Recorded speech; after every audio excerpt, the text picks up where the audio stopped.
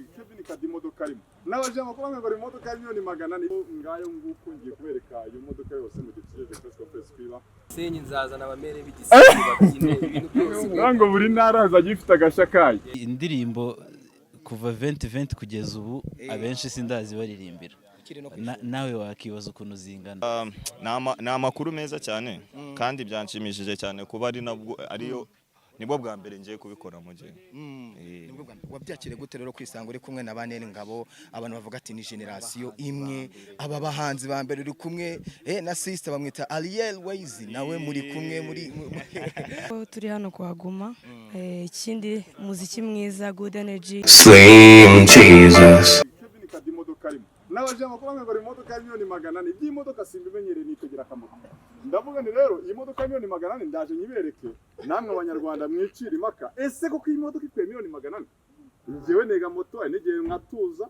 umva imodoka ya miliyoni 400 sinamenya ngo ko kwigura 400 ndaje nyibafati ujye muri comment tuvuga ngo miliyoni 400 ko cyangwa nebye ese nababeshe cyane abeshwe nge sinababeshe ahubwo ndaza kubwo nabe ngayo nguko ngiye kubereka iyo modoka yose mu gitsije press conference kwiba abantu bose bahageze zirombe kumusuza arajya amanyeko undi muhanzi nabonye ni Ariel nawe ndabonye amaze kubagira mu kanya abandi bageze ku ntakira imodoka y'igikoko cyane urumva ibintu byose rero bigiye kuba bimeze fresh press conference nayo muraza kuyikurikira hano 5 ibintu byose bibagiraho ku gihe 5 kwa 5 rero no bereke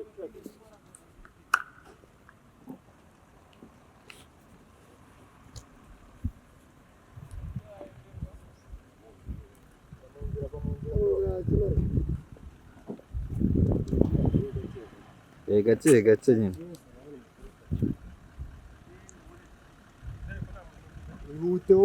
uyigiyemo ahubwo va mu nzira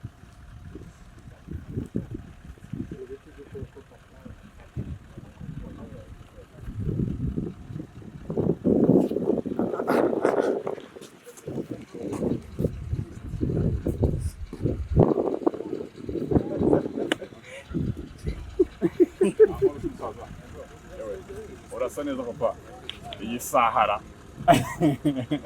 impaka zigenda zicika imodoka yanditseho Kevin Kadi ibintu ko mbona agateguro gateye ubwoba kwereka ko turi tayari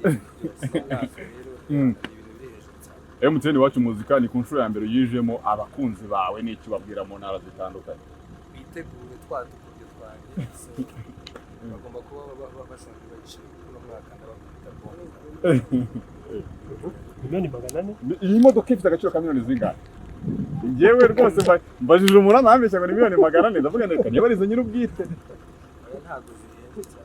ntago zirenga cyane ku bushobozi bwanyu ariko urasa neza kabisa ubwo rero ndibaza ko abakunzi bawe bakurikire mu ntara muraza kujya amatariki mwara yamenye turatangira ku itariki 5 yego tangira isanzwe yego bagomba kuba biteguye anytime mu buri rete nakoze imyitozo ihagije na bande ese ni ikintu tumaze igihe tutegura tuzabona umuziki wa live of course iyo ni utuntu twanye ni live kandi nzakurikira dushobora kuzabona ibintu byose abari beza dushobora kuzabona senyi nzaza n'abamere b'igisenge babyine ibintu byose ngo buri ntara hazaje ifite agashakaye dushobora kuzabona nka element wamanuye mu ndirimbo zimwe na zifitanye indirimbo bose bazagenda niza muri surprise n'abakiri kuzamuka nzagenda okay that's also bitwa Kevin Kadi rero reka tureke ugiye muri press conference ibintu byose bagenda babimenya gatanu kuri gatanu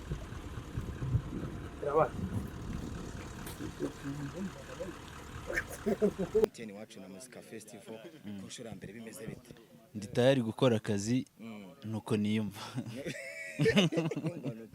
nuko kabisa nakundi navuze wiyumva ndi tayari kabisa yego hashize igihe kinini ibi bitaramo biba wenda n'abantu batanagwerutse wenda mu mbaga nyamwinshi aho wari uri ucurangira abantu so uyu munsi rero ni igiki wakwizeza abantu bagiye kugukurikirana muri ibi bitaramo byose nk'abafana bawe muri rusange indirimbo kuva 2020 kugeza ubu abenshi sindazi baririmbira nawe wakibaza ukuntu zingana no kuntu bazikunze so ni ibihe byiza gusa urutonde rw'abasani bose barimo harimo Neri Ngabo harimo Ariel harimo ni benshi barimo harimo Riderman mugiye gurera ku rubyiniro nko muri Legend wabyakiriye gute kwisanga muri selection y'aba basani bose muri rusange?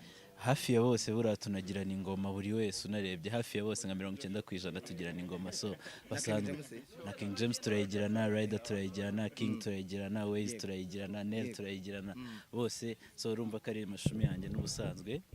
It's a good experience already, yeah. Kabisa. Yitwa Juno, nizere yuko aba bose mugiye kubabona muri iki gitaramo kabisa nuko bimeze. Ahari mwana ngwino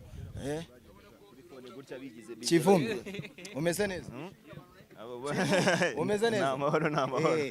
Uje mu bitaramo bya MTN wacu na muzika festival ku nshuro ya mbere, urumva bimeze bite kwisanga muri no selection? Ni amakuru meza cyane kandi byanshimishije cyane kuba ariyo nibwo bwa mbere ngiye kubikora mu gihe. Wabyakire gute rero kwisanga uri kumwe na Baneli Ngabo, abantu bavuga ati ni generation imwe, aba bahanzi ba mbere uri kumwe na sister bamwita Ariel Waze nawe muri kumwe muri rero abaturage ni igiki wababwira abantu bategereje kumva umuntu witwa Kivumbi King? Ikintu cyo nyine nababwira bitegure gusimbuka ko tugiye kurya show. Tugiye kurya show nabo batarabona kuko ari bwo bwa mbere.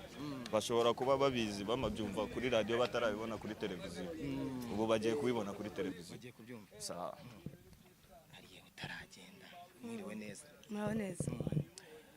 Ugiye mu bitaramo bya MTN wacu na muzika festival ku nshuro ya mbere uyu munsi, ni igiki ugiye kubwira abantu tugiye kuzengurukana mu gihugu ducurangira abantu, ni igiki ugiye kubabwira? Tugiye kubabwira ko turi hano kuhaguma, ikindi umuziki mwiza, good energy, tuza no gutanga ibyishimo. Muze gutanga ibyishimo. Abafana bose bazumva indirimbo zawe zose. Waba ugiye gutuma mena amabanga y'ibizahabera, ahubwo icyo nababwira nuko bararitswe bazitabire, ibintu ni byiza tubafitiye. Yitwa Ariel Waze, tugiye kubana muri ibi bitaramo byose kabisa bizenguruka igihugu. Eminyawe Empire izaba ihari, ibintu bizaba bimeze neza cyane.